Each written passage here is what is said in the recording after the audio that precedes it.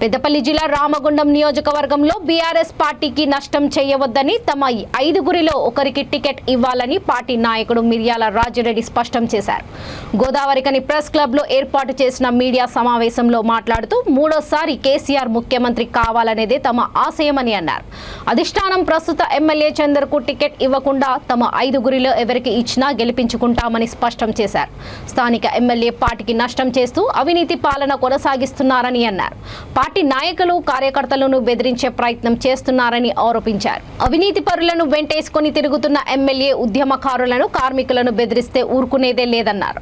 ఉద్యమంలో అందరూ పాల్గొన్నారని చాలా మంది కేసును ఎదుర్కొని ఉద్యమం చేశారని తెలంగాణ ఉద్యమం ఏ ఒక్కరి సొత్తు కాదన్నారు. ఎమ్మెల్యే ఇలాగే తన ప్రవర్తనను కొనసాగిస్తే భవిష్యత్తులో ఇక్కడ పార్టీ కూడా నష్టపోయే ప్రమాదం ఉందని హెచ్చరించారు.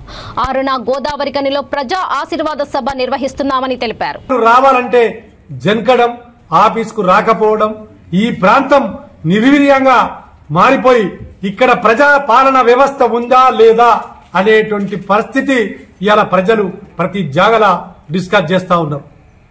ఎందుకంటే ఇక్కడ పాలించేటువంటి మా ఎమ్మెల్యే గారు ఆ రకంగా ఉన్నారు.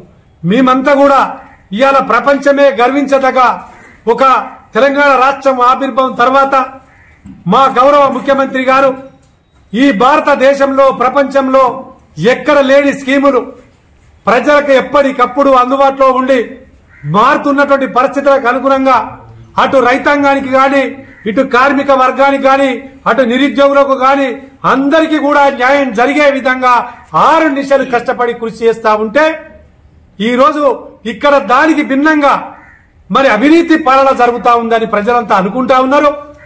మరి అవినీతి పాలనలో పార్టీకి ఎక్కడ నష్టం జరుగుతుంది, మరి ముఖ్యమంత్రి గారు కష్టపడుతున్నటువంటి పాలనకు ఎక్కడ భంగం కలుగుతుందని మేమంతా కూడా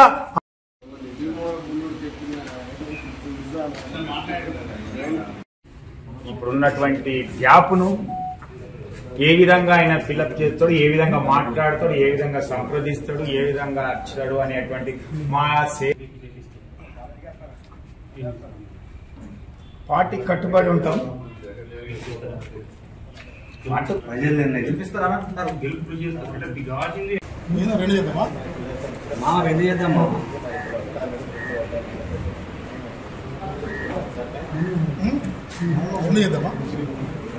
మేము 5గురం కూడా ఈరోజు ఉమ్మడిగా ఒక ఐక్యతతో పార్టీని నిలబెట్టుకోవాలి, పార్టీ గౌరవాన్ని కాపాడుకోవాలి. రామగుండం నియోజకవర్గంలో మరొకసారి బీఆర్ఎస్ పార్టీ బ్యానర్ మీద గెలిచేటువంటి అభ్యర్థిని నిలబెట్టమని కోరుతా ఉన్నాం.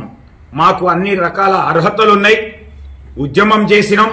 ఉద్యమంకి ఒక్కడికే పేటెంట్ లేదు.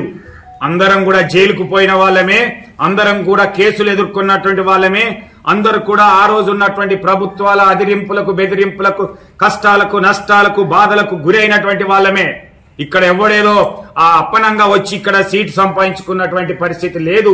అందరు కూడా ఉద్యమకారులే. ఇంకా చాలా మంది ఉన్నారు. కాబట్టి మేము మా అభ్యర్థిత్వాన్ని పరిశీలించమని బీఆర్ఎస్ పార్టీ నాయకత్వాన్ని కోరుతా ఉంటే కూడా అభ్యంతరం ఏంటో కూడా అర్థం కానటువంటి పరిస్థితి. ప్రతి ఒక్కరి మీద ఆంక్ష